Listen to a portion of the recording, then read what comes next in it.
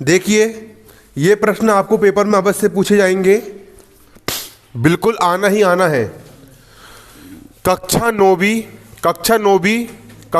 Class 9 Madhya Pradesh राज्य के विद्यार्थी, ठीक है, वार्षिक परीक्षा की अपन संपूर्ण तैयारी कर रहे हैं। कौन सी परीक्षा की? वार्षिक परीक्षा की अपन लोग क्या कर रहे हैं? संपूर्ण तैयारी कर रहे हैं। और मैंने आप लोग को पहले ही बता चुका हूँ, आप लोग का जो वार्षिक परीक्षा का जो पूरा का पूरा पेपर आएगा वो कहाँ से निकल के आएगा? प्रश्न बैंक से। प्रश्न बैंक को आपको रट लेना है।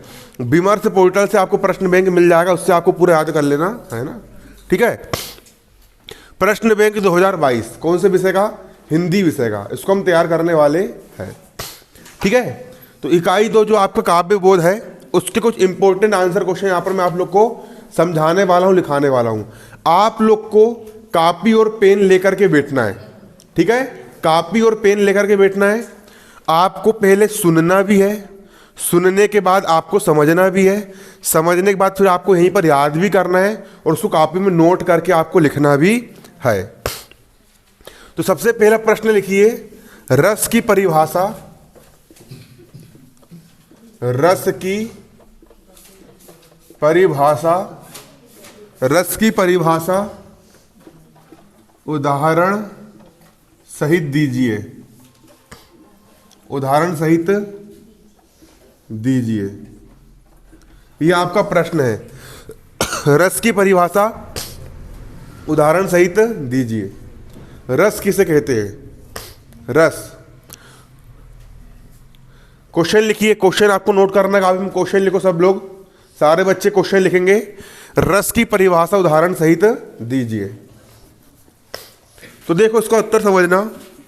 जब हम किसी भी कविता को पढ़ते हैं, जब पढ़ते हैं तो हमको एक आनंद आता है। हमको क्या आता है? आनंद। हमारे मन में आनंद की अनुभूति होती है। तो हमारे मन में जो आनंद की जो अनुभूति होती है उसी को रस कहते हैं, उसी को हम क्या कहते हैं? रस कहते हैं।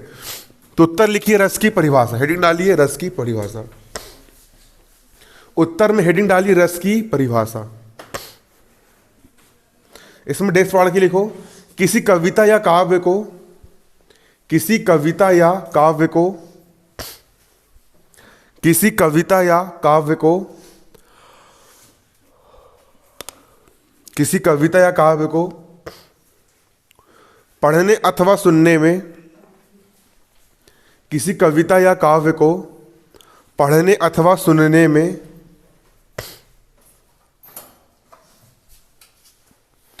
जो आनंद की अनुभूति होती है, जो आनंद की अनुभूति होती है, जो आनंद की अनुभूति होती है, उसे रस कहते हैं, उसे रस कहते हैं।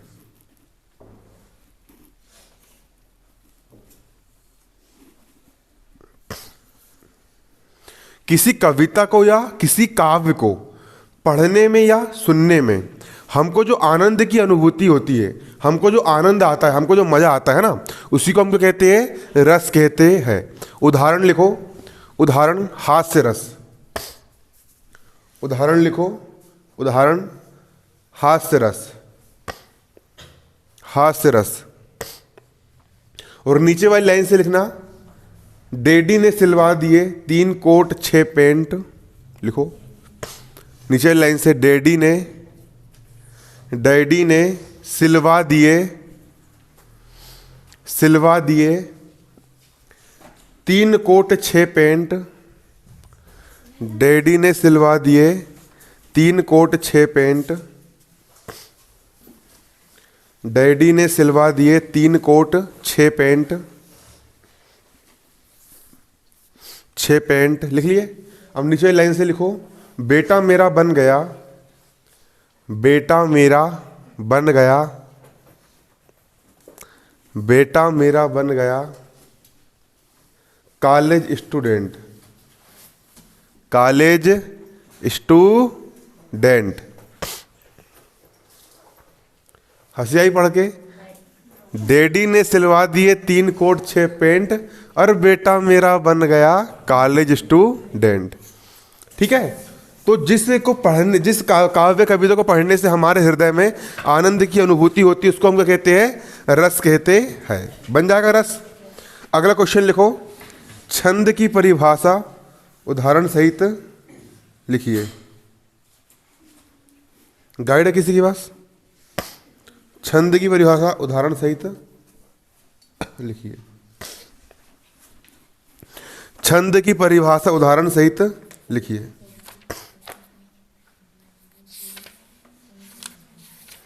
छंद की परिभाषा उदाहरण सहित लिखिए। उत्तर लिखो।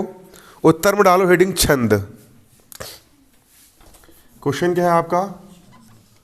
छंद की परिभाषा उदाहरण सहित लिखिए। उत्तर में हेडिंग डालिए छंद। हेडिंग क्या डालोगे? छंद। छंद में डेस पढ़ के लिखो।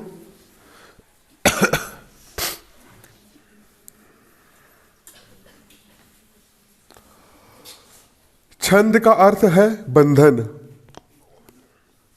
छंद का अर्थ है बंधन।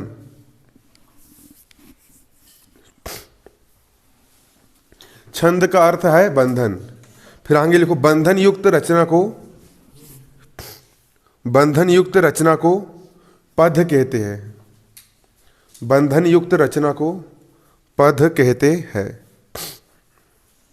बंधन युक्त रचना को पद कहते हैं। अब नीचे लाइन से लिखो, परिभाषा। नीचे वाली लाइन से डालो हेडिंग परिभाषा। परिभाषा में डेस पढ़ के लिखो, कविता की स्वाभाविक गति का कविता की स्वाभाविक गति का कविता की स्वाभाविक गति का कविता की स्वाभाविक गति का नियमबद्ध रूप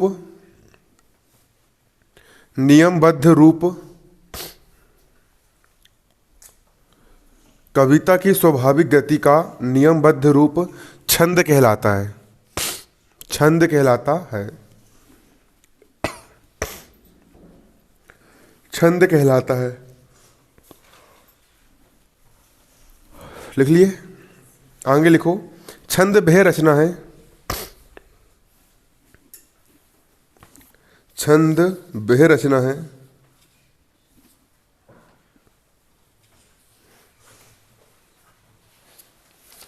छंद वह रचना है जो वर्ण अथवा मात्रा की संख्या छंद वह रचना है जो वर्ण अथवा मात्रा की संख्या से नियमित होती है। से नियमित होती है।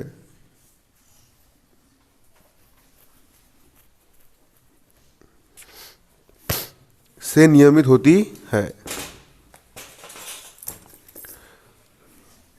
उदाहरण लिखो। उदाहरण, रघुकुल रीत सदा चली आई। रघुकुल रीत सदा चली आई।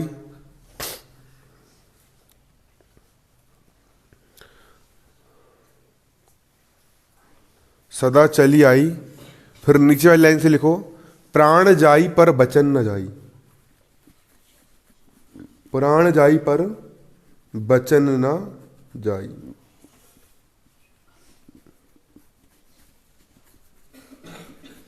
रघुकुल रीति सदा चली आई, प्राण जाई पर बचन न जाई। लिख लिए? तो छंद अपन किसको बोलेंगे? छंद का अर्थ क्या होता है? बंधन। छंद का अर्थ क्या होता है? बंधन। बंधन युक्त रचना पद कहलाती है, जिसमें कुछ बंधन रहता है। किसमें? इतनी ही मात्रा होगी। बंधन युक्त रचना क्या कहलाती है? पद कहलाती है। अब इसकी परिभाषा क्या होती है? कविता की स्वाभाविक गति का नियमबद्ध रूप। कविता की एक गति होती है। कविता की एक क्या होती है? गति। अपन किसी भी कविता को अपन गाते हैं, मछली जल की रानी है, जीवन उसका पानी है, तो उसकी गति होती है।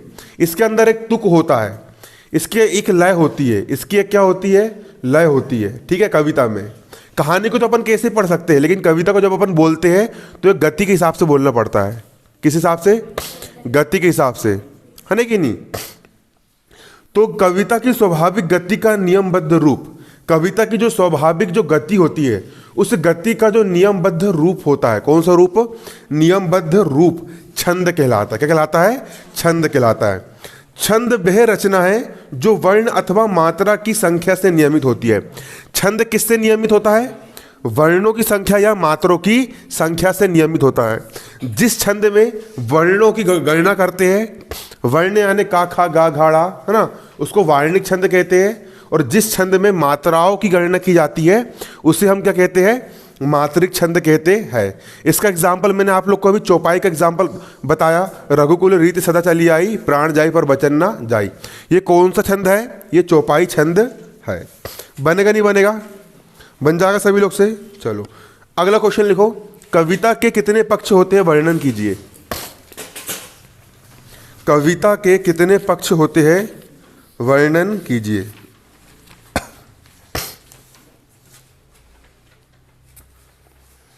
कविता के कितने पक्ष होते हैं वर्णन कीजिए।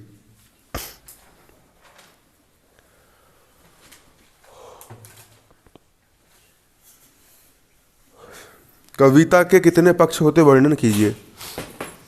किसी ने मोबाइल लेके आ गया, पर मोबाइल की बैटरी डाउन हो गई, लाया किसी ने, नहीं लाया।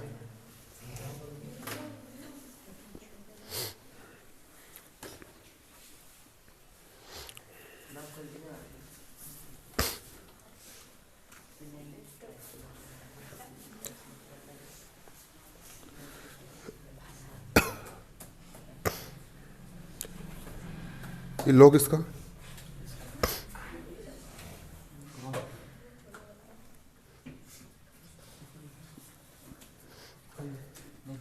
ये बोल रहा है।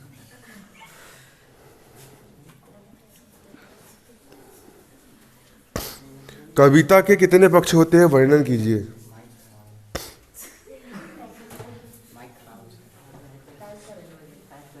दूसरा मोबाइल किसी का माइक चालू है इसका। कविता के कितने पक्ष होते हैं वर्णन कीजिए। नहीं सुन रहे हैं ना, अरे मेरा मोबाइल चार्ज करने भूल गया मैं, रखो दिखाओ दिखाओ।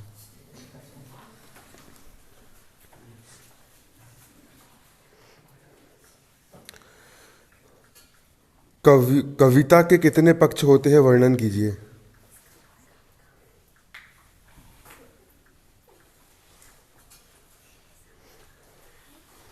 कविता के कितने पक्ष होते हैं वर्णन कीजिए।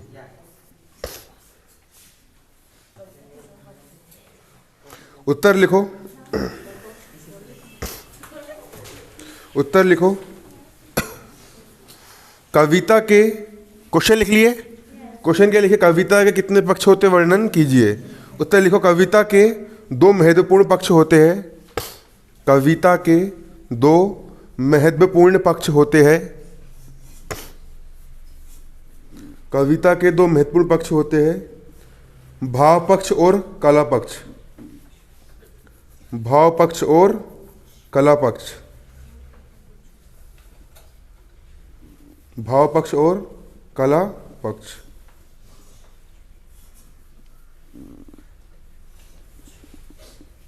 भाव पक्ष और कला पक्ष। अर्थात शिल्प सौंदर्य, अर्थात शिल्प सौंदर्य, अर्थात शिल्प सौंदर्य, जिसमें कवि की कल्पना, जिसमें कवि की कल्पना कोमा रस कोमा विचार, जिसमें कवि की कल्पना कोमा रस कोमा विचार और संदेश शामिल होते हैं, और संदेश शामिल होते हैं, उसे भाव पक्ष कहते हैं। उसे भाव पक्ष कहते हैं।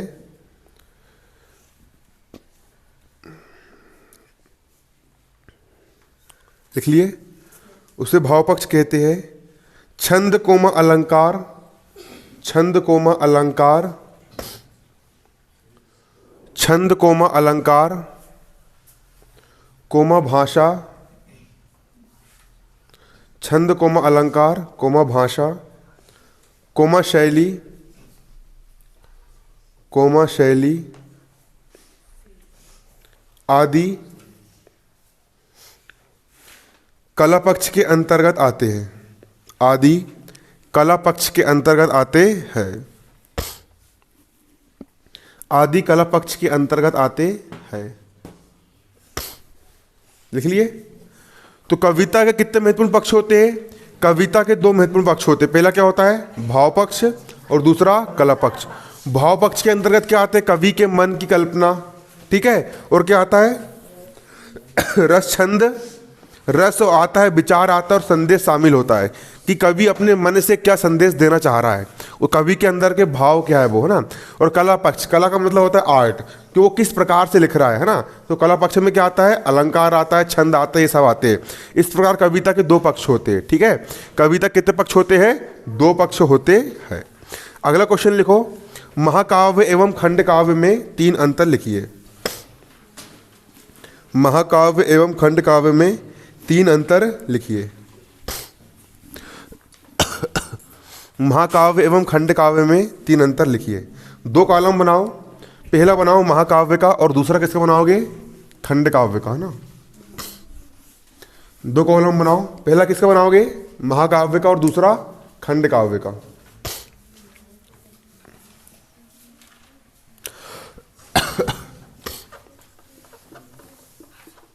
पहला बनाओ महाकाव्य का और दूसरा किसका बनाओगे? खंड काव्य का। देखो सुनो, महाकाव्य, पहले समझ लो महाकाव्य क्या होता है। महा मतलब होता है बहुत बड़ा, बहुत विशाल। काव्य यानी होता है काव्य, महाकाव्य। सबसे अच्छा महाकाव्य का एग्जाम्पल क्या है? रामचरितमानस है। रामचरितमानस आप लोग ने पढ़े भी होंगे, सावन के महीने में पढ़ते अपन। रामायण मतलब रामचरितमानस, ठीक है। उसमें राम भगवान, महाकाव्य में क्या होता है? किसी एक व्यक्ति के पूरे जीवन की घटना का वर्णन करते हैं। भगवान राम के जन्म लेने से लेकर के, है ना, उनके पूरे जीवन का वर्णन, कैसे वो क्या हुआ, फिर क्या हुआ, फिर रावण आया, फिर ये हुआ, फिर वो हुआ, पूरा A to Z पूरा वर्णन किया जाता है। वीर रस का उपयोग करेंगे, श्रृंगार रस का उपयोग करेंगे, उसके बाद हर एक रस का उपयोग किया जाता है। कौन से काव्य में किया जाता है? महाकाव्य में किया जाता है। और खंड काव्य, खंड काव्य छोटा सा काव्य होता है, एक दो पन्ने का। ज़्यादा बड़ा होता है क्या? नहीं होता है। छोटा सा क्या होता है? काव्य होता है। कौन सा काव्य? खंड काव्य। तो अपन को लिखना महाकाव्य और खंड काव्य में अंतर। दो कॉलम बना लो, पहले बना लो महाकाव्य का और दूसरा कैसे बनाओगे? खंड काव्य का। अब महाकाव्य में पहला पॉइंट लिखो, महाकाव्य का कलेवर विस्तृत होता है। महाकाव्य का कलेवर विस्तृत होता है। महाकाव्य का कलेवर विस्तृत होता है। महाकाव्य का कलेवर विस्तृत होता है। लिख लिए। खंड काव्य में लिखो, खंड काव्य का कलेवर सीमित होता है। खंड काव्य का कलेवर सीमित होता है।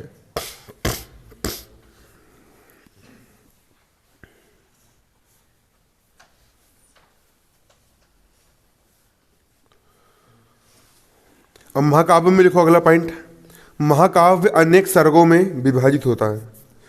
महाकाव्य अनेक सर्गों में विभाजित होता है।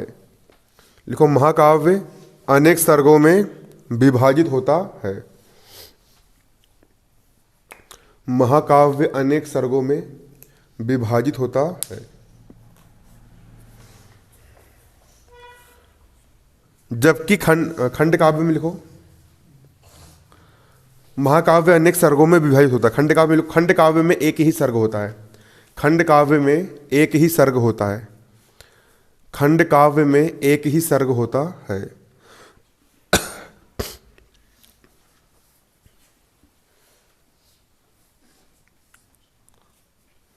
अब महाकाव्य में लिखो अगला पॉइंट, महाकाव्य का नायक धीरोदात्त, महाकाव्य का नायक धीरोदात्त कोमा महाकाव्य का नायक धीरोदात्त, कोमा, उदार उदार एवं महान होता है, एवं महान होता है, एवं महान होता है। खंड काव्य में लिखो, खंड काव्य के लिए यह आवश्यक नहीं है, खंड काव्य के लिए यह आवश्यक नहीं है।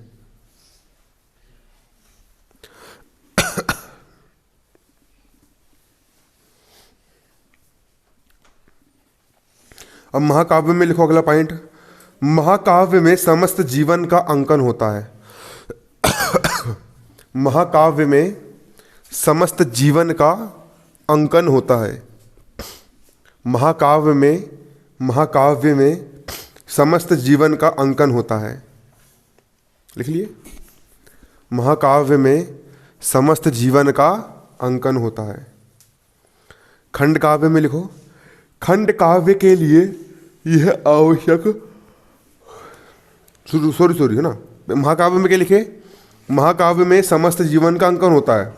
खंड काव्य में लिखो, खंड काव्य में जीवन के किसी एक खंड का, खंड काव्य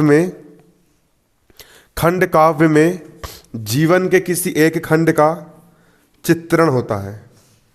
खंड काव्य में जीवन के किसी एक खंड का चित्रण होता है।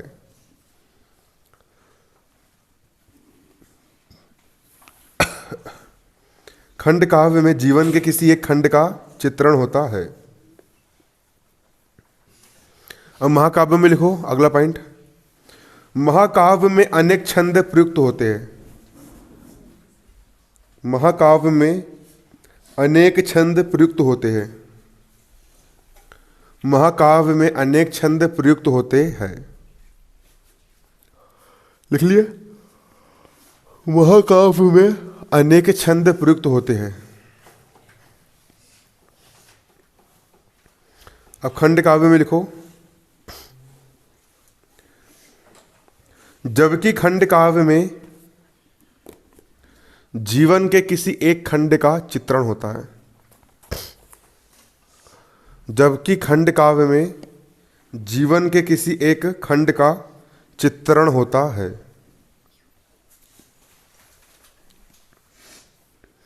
जबकि खंड काव्य में जीवन के किसी एक खंड का चित्रण होता, अरे सॉरी है ना, महाकाव्य में क्या लिखे, महाकाव्य में अनेक छंद प्रयुक्त होते हैं। खंड काव्य में लिखो, जबकि खंड काव्य में एक ही छंद प्रयुक्त होता है।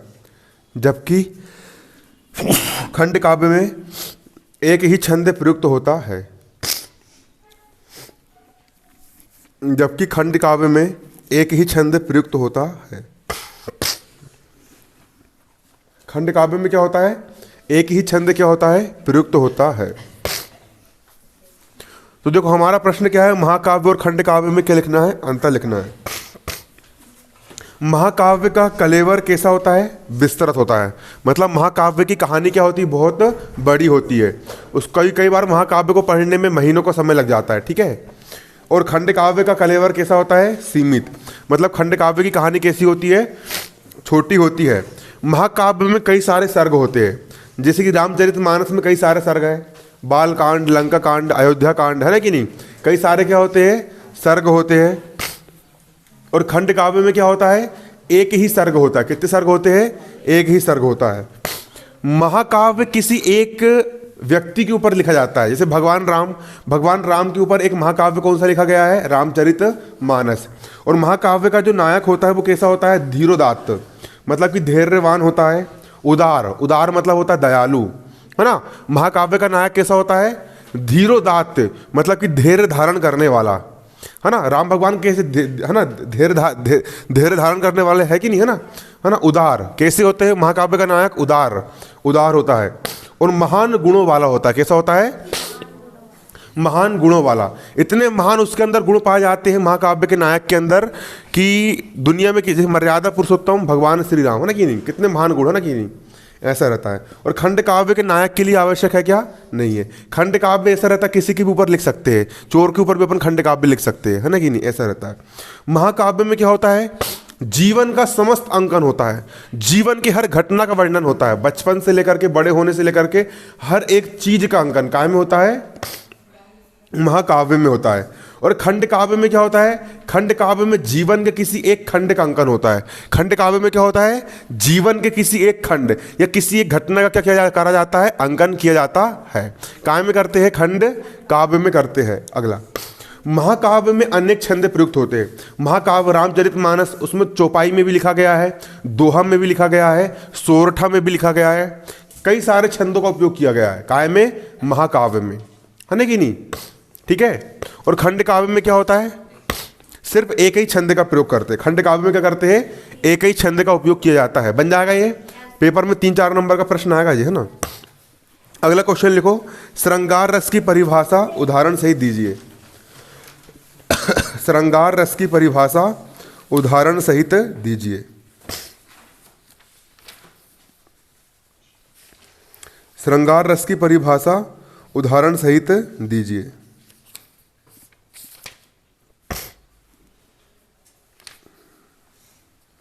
श्रृंगार रस की परिभाषा उदाहरण सहित दीजिए। इसमें लिखो श्रृंगार रस में, उत्तर में डालो हेडिंग श्रृंगार रस। श्रृंगार रस में डेस फाड़ के लिखो, मैं तुम लोग को एक रस की एक परिभाषा बता रहा हूं, उस एक परिभाषा के आधार पर पूरी परिभाषा बन जाएगी, है ना। ये लिखवा दी मैंने पहले, है ना, फिर से लिख लो एक बार।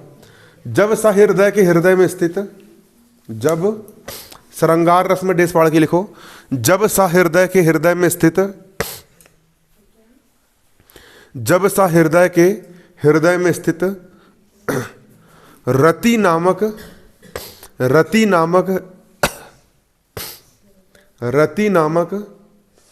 स्थाई भाव का, जब सा हृदय के हृदय में स्थित रति नामक स्थाई भाव का,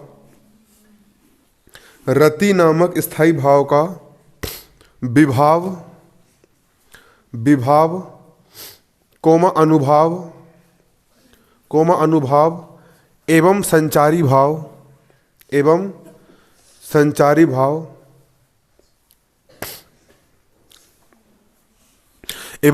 भाव के साथ संयोग होता है, के साथ संयोग होता है,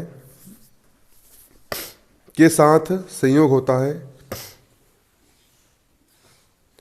के साथ संयोग होता है, वहाँ पर श्रृंगार रस, वहाँ पर श्रृंगार रस की उत्पत्ति होती है, वहाँ पर श्रृंगार रस की उत्पत्ति होती है।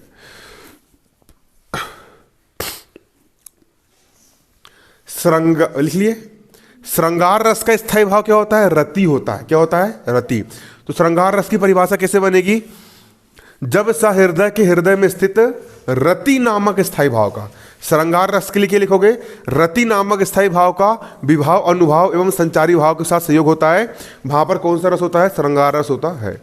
अगर मान चलो करुण रस की परिभाषा आ गई, तो करुण रस का स्थायी भाव क्या होता है, शोक होता है। तो उसकी परिभाषा कैसे बनाओगे, जब सा हृदय के हृदय में स्थित शोक नामक स्थायी भाव का, बस एक वर्ड चेंज होगा ना, शोक नामक स्थायी भाव का विभाव अनुभाव एवं संचारी भाव के साथ संयोग होता है, वहां पर कौन सा रस होता है, वहां पर करुण रस होता है। बनेगा नहीं बनेगा, बन जाएगा। सरल है कठिन है, सरल है। इसका एग्जाम्पल लिखो, उदाहरण, श्रृंगार रस का उदाहरण लिखो, राम को रूप निहारत जानकी, राम को रूप निहारत जानकी, राम को रूप निहारत जानकी, लिख लिए, फिर कोमा लगा के, कोमा, कंगन के नग की परिछाई, कंगन के नग की परिछाई, कंगन के नग की परिछाई।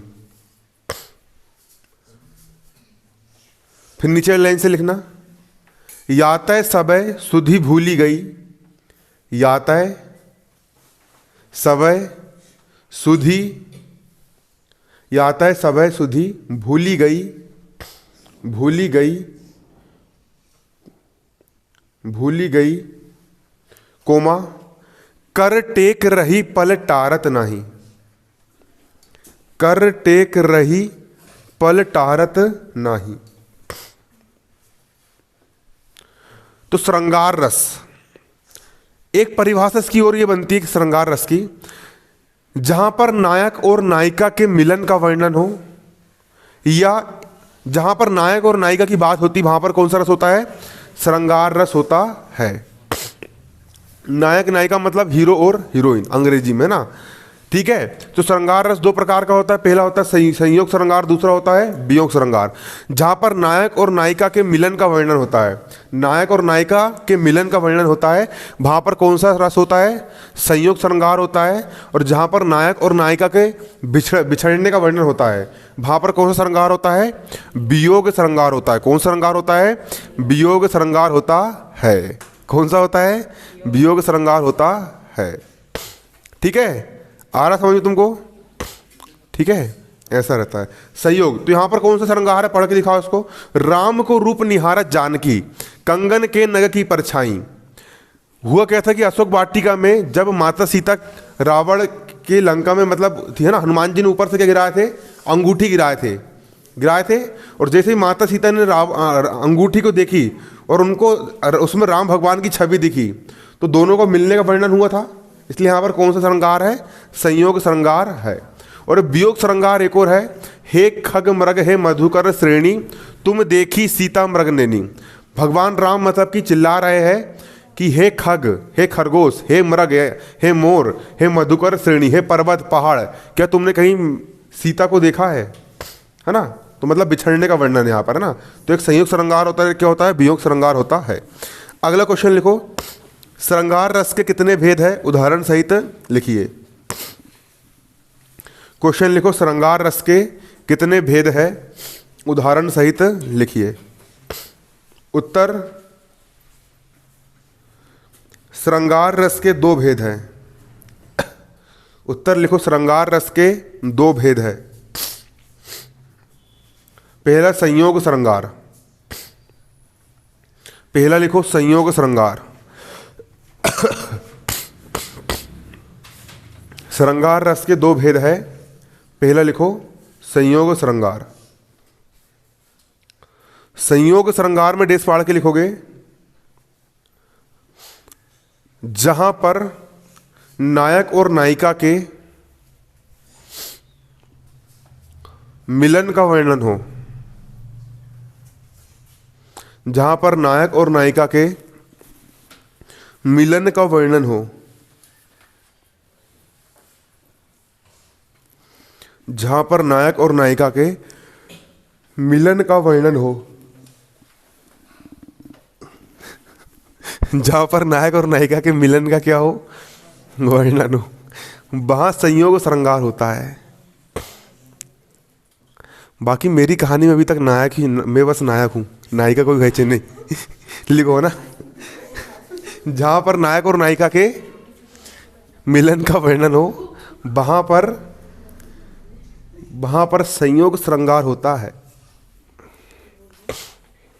वहां पर संयोग श्रृंगार होता है।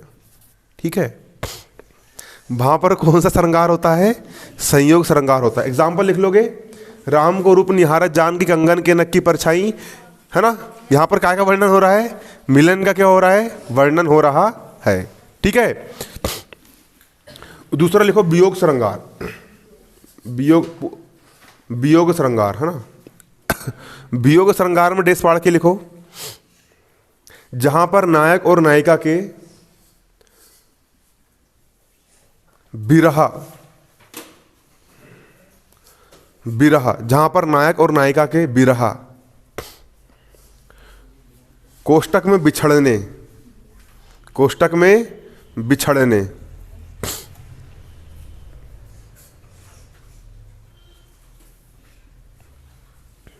ठीक है, बिछड़ने का वर्णन हो, का वर्णन हो वहाँ पर वियोग श्रृंगार होता है, वहाँ पर वियोग श्रृंगार होता है।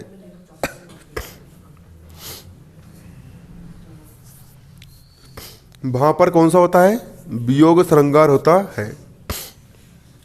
इसका एग्जाम्पल लिखो। वियोग का मतलब क्या होता है? जहाँ पर नायक नायिका से बिछड़ गए और बिल्कुल वियोग में कविताएं लिखे जा रहे हैं। जैसे कि आजकल गाना कौन सा है? आज के ज़माने में देखा जाए तो कई सारे गाने नहीं आते क्या? अरे जीता था जिसके लिए, है ना कि नहीं? एक गाना और कौन सा है?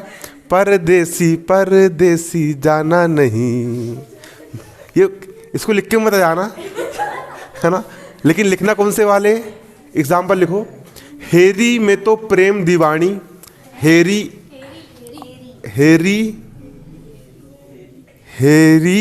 में तो प्रेम दीवानी मेरो दर्द न जाने कोई। मीरा बाई कहती है, लिखो हेरी में तो प्रेम दीवानी, हेरी में तो प्रेम दीवानी लिख लिए, कोमा मेरो दर्द न जाने कोई, मेरो दर्द ना जाने कोई, है ना? मीराबाई क्या कहती है? मीराबाई भगवान कृष्ण के प्रेम में इतनी लिप्त हो जाती है, उनको मीराबाई भगवान कृष्ण को अपना पति परमेश्वर मान लेती है। फिर उसको उसी के घर वाले जहर दे देते हैं। क्या देते हैं? जहर खाने के लिए, है ना? वो बोलते तुम जबरन भगवान कृष्ण की भक्ति क्यों कर रही हो, तुम भगवान कृष्ण की भक्ति क्यों कर रही हो तुम, है ना कि नहीं? तो मीराबाई क्या कहती है? हेरी मैं तो प्रेम दीवानी मेरो दर्द न जाने कोई। एक गाना भी है ना? कई लोग गाते। मीराबाई ने बहुत सारे गाने लिखी है। एक गाना हो रहा है उनका, पायो जी मैंने राम रतन धन पायो। ठीक है, तो ये वियोग श्रृंगार है ना? बन जाएगा आप लोग से। चलो अगला क्वेश्चन लिखो। वीर रस की परिभाषा उदाहरण सहित दीजिए। वीर रस की परिभाषा उदाहरण सहित दीजिए। वीर रस की परिभाषा, ये लिखा क्या आप लोग के पास? लिखवा दी था मैंने? सेम लिखवा दी था। वीर रस की परिभाषा उदाहरण सहित दीजिए, बन जाएगा। परिभाषा वैसी बनाओगे जैसे श्रृंगार रस की लिखी हो। जब सा हृदय के हृदय में स्थित उत्साह नामक स्थायी भाव का, क्योंकि वीर रस का स्थायी भाव क्या होता है? उत्साह होता है। उत्साह नामक स्थायी भाव का विभाव अनुभाव और संचारी भाव के साथ क्या होता है? संयोग होता है। वहां पर वीर रस होता है। परिभाषा क्या बनाओगे? जब सा हृदय के हृदय में स्थित उत्साह नामक स्थायी भाव का विभाव अनुभाव और संचारी भाव के साथ संयोग होता है, वहां पर वीर रस होता है। उदाहरण के लिखोगे, सिंहासन हिल उठे राजवंशों ने भ्रगुटी तानी थी। सिंहासन हिल उठे राजवंशों ने भ्रगुटी तानी थी। बूढ़े भारत में भी आई फिर से नई जवानी थी। चमक उठी सन 57 की वह तलवार पुरानी थी। बुंदेले हर बोलो के मुंह हमने सुनी कहानी थी। खूब लड़ी मर्दानी वो तो झांसी वाली रानी थी। वीरता के भाव आए मन के अंदर पढ़ने से। तो यहाँ पर कौन सा रस है? वीर रस है। लिख लोगे इसका एग्जाम्पल, मैंने पहले लिखवा चुका हूँ, है ना? अगला भयानक रस। भयानक रस का भी लिखवा दिया मैंने। क्वेश्चन लिख लो, मगर भयानक रस की परिभाषा उदाहरण सहित दीजिए। भयानक रस की परिभाषा उदाहरण सहित दीजिए। भयानक रस की परिभाषा उदाहरण सहित दीजिए।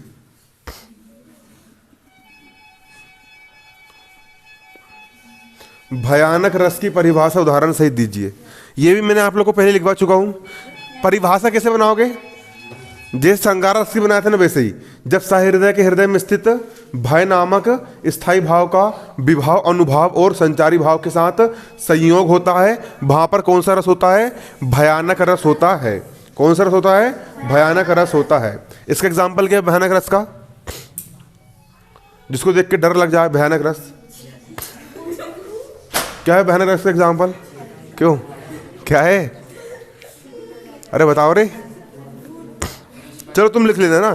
क्वेश्चन लिखो, छंद में मात्रा लगाने के नियमों को लिखिए। क्वेश्चन लिखो, क्वेश्चन लिखो, छंद में मात्रा लगाने के नियमों को लिखिए। छंद में मात्रा लगाने के नियमों को लिखिए।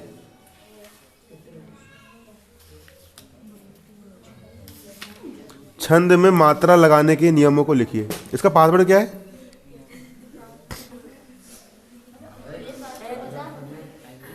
पासवर्ड क्या? ऐसा यहां से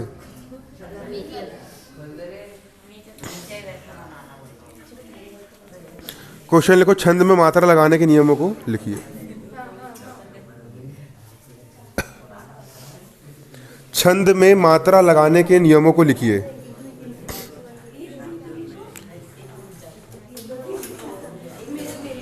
क्वेश्चन लिखो, छंद में मात्रा लगाने के नियमों को लिखिए। उत्तर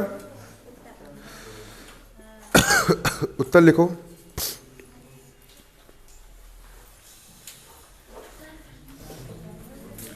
उत्तर लिखो। मात्रा लगाने के नियम। पहला पॉइंट लिखो, पहला पॉइंट लिखो। छोटा आ ये है, देखो, छोटा आ कोमा छोटा ई छोटा ऊ और ये चंद्र बिंदु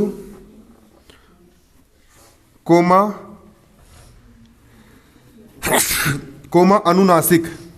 कोष्टक में लिख लेना अनुनासिक, अनुनासिक। कोष्टक बंद कर लो। की एक मात्रा लगेगी, की एक मात्रा लगेगी। लिखो, छोटा आ छोटी ई छोटा ऊ कोमा चंद्र बिंदु कोष्टक में अनुनासिक की एक मात्रा लगेगी, की एक मात्रा लगेगी।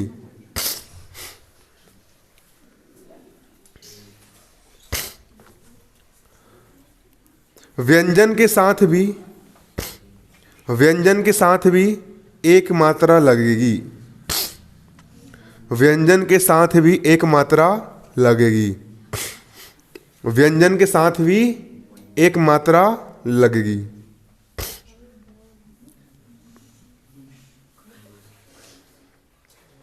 व्यंजन के साथ भी क्या लगेगी? एक मात्रा लगेगी। जैसे जैसे अरुण, जैसे अरुण। छोटा आ है तो छोटा आ के लिए भी एक ही मात्रा लगेगी। रा के लिए भी एक ही मात्रा लगेगी। और ड़ा के लिए भी क्या लगेगी? एक ही मात्रा लगेगी। कितनी मात्रा हो गई? 1 2 3 मात्रा हो गई। कितनी मात्रा हो गई? 3। इसको लघु भी कहते हैं। इसको क्या कहते हैं? एक मात्रा को हम लघु मात्रा भी कहते हैं। कौन सी मात्रा कहते हैं? एग्जाम्पल लिख लो, अरुण, है ना, लिख लिए। दूसरा पॉइंट लिखो, दूसरा पॉइंट लिखो, बड़ा आ में आ की मात्रा आ, बड़ा आ लिखते बन जाएगा ना। बड़ा आ कोमा बड़ी ई, बड़ी ई लिखते बन जाएगा। बड़ी ई कोमा बड़ा ऊ, कोमा बड़ा ऊ, कोमा छोटा ए, छोटा ए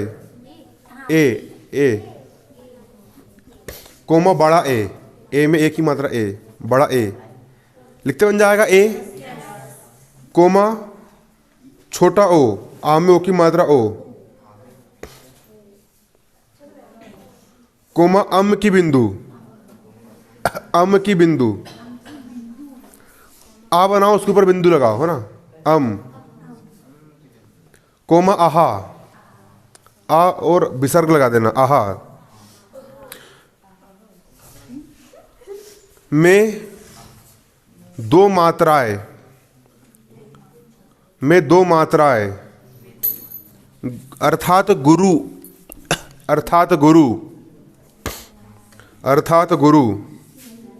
कोष्टक में इसका चिन्ह ऐसा बनता है, गुरु का। लघु का चिन्ह ऐसा बनता है और गुरु का चिन्ह ऐसा बनता है। कोष्टक में गुरु, गुरु ये लिखा, गुरु लिख लिए। कोष्टक में चिन्ह बना लो, गुरु की मात्रा लगती है, की मात्रा लगती है। की मात्रा लगती है। लिख लिए। इसका एग्जांपल लिखो, जैसे मोटाई, मोटाई, माँ, इसमें ओ की मात्रा है, ओ की मात्रा, ओ की मात्रा के लिए क्या लग जाएगा, गुरु।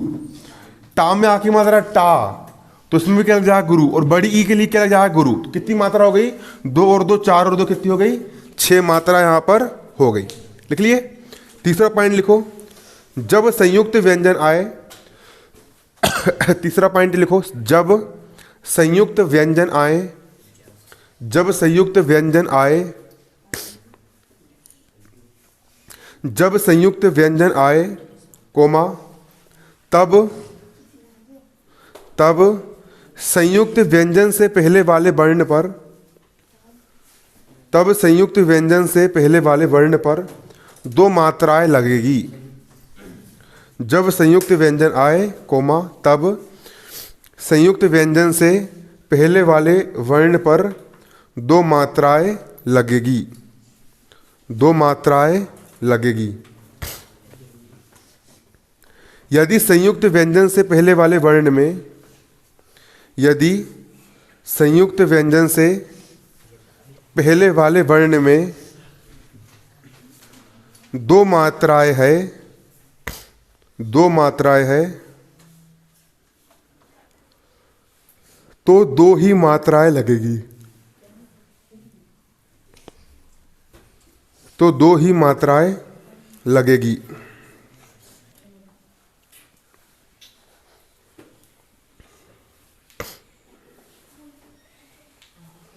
तो 2 ही मात्राएं लगेगी। एग्जाम्पल, सत्य, सत्य। देखो, जब संयुक्त व्यंजन आए, संयुक्त व्यंजन का मतलब क्या होता है, यहां पर आधा ता और या है, ये दोनों व्यंजन आपस में जुड़ गए हैं और जुड़ करके क्या बना लिए है, संयुक्त व्यंजन बना लिए। तो जब संयुक्त व्यंजन आते हैं तो उसका जो पहला वाला वर्ण होता है, इस पर कितनी मात्रा लगती है, 2 मात्रा। इसलिए यहां पर सामने कितनी मात्रा लगी है, 2 मात्रा लगी है। जब संयुक्त व्यंजन आए, जब 2 व्यंजन आपस में जुड़ करके संयुक्त व्यंजन बना रहा है, तो उसके पहले वाला जो वर्ण होता है, हालांकि इसमें एक ही लगना चाहिए, लेकिन कितनी लगेगी यहाँ पर, 2। क्यों लगी यहाँ पर 2 मात्रा, क्योंकि ये व्यंजन कैसा है, संयुक्त व्यंजन है। ठीक है, बन जाएगा आपसे, ये नियम होगा। ये क्या होगा, ये नियम। अगला क्वेश्चन लिखो, सवैया छंद की परिभाषा उदाहरण सहित लिखिए। सवैया छंद की परिभाषा उदाहरण सहित लिखिए। सवैया छंद की परिभाषा उदाहरण सहित लिखिए। सवैया छंद की परिभाषा उदाहरण सहित लिखिए। उत्तर में डालो हेडिंग सवैया छंद। उत्तर में हेडिंग के डालोगे सवैया छंद। सवैया छंद।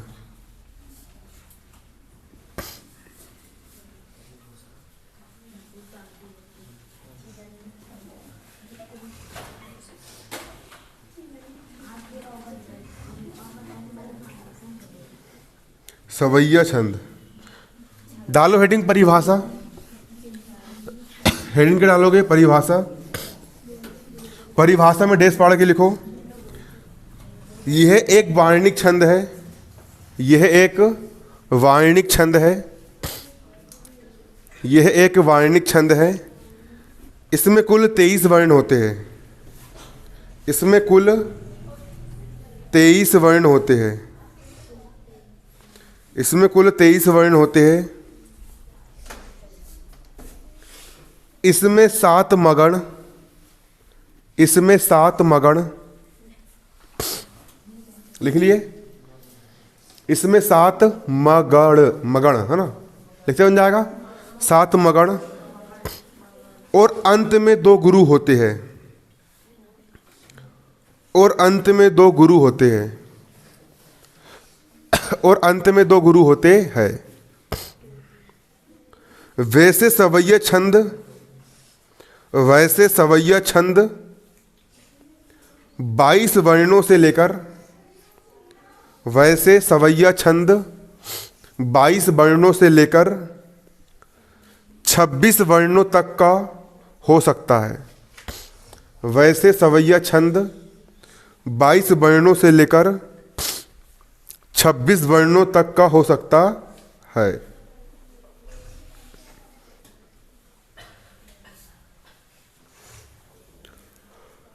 लिख लिए।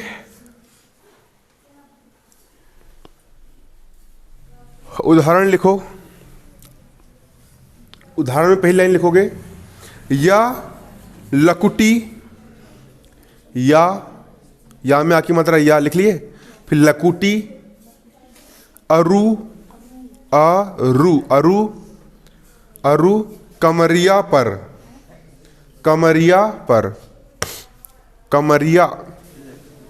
कमरिया पर, क्यों हंस रहे हो?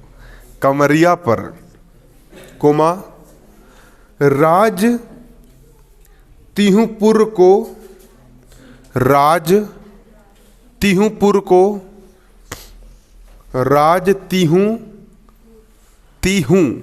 को तजी डारो, तजी डामा की मात्रा डा, रामा की मात्रा रो, तजी डारो। लिख लिए। ये पहली लाइन हो गई, ठीक है। अब दूसरी लाइन लिखो। आठहूं सिद्धि, सिद्धि नवौ निधि, आठहूं सिद्धि नवौ निधि को सुख, काम्यों की मात्रा को, साम छोटक मात्रा सु खा खाली खा, को सुख, आठहूं सिद्धि नवौ निधि को सुख, कोमा नंद की गाय, नंद की गाय चराए बिसारव, नंद की गाय चराए बिसारव। फिर डबल डंडी पाड़ लो, बिसारव। फिर नीचे वाली लाइन से लिखो। रसखान कहे, इन नयनन ते, रसखान कहे इन नयनन ते, रसखान कहे इन नयनन ते, ब्रज के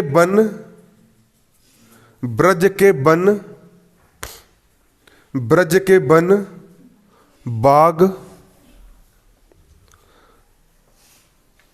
तड़ाग निहारो, ब्रज के बन बाग तड़ाग निहारो। लिख लिए। तड़ाग निहारो। फिर नीचे वाली लाइन से लिखो। कौटिक हूं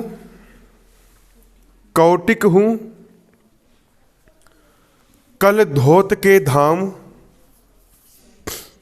कौटिक हूं कल धोत के धाम, कौटिक हूं कल धोत के धाम, करील के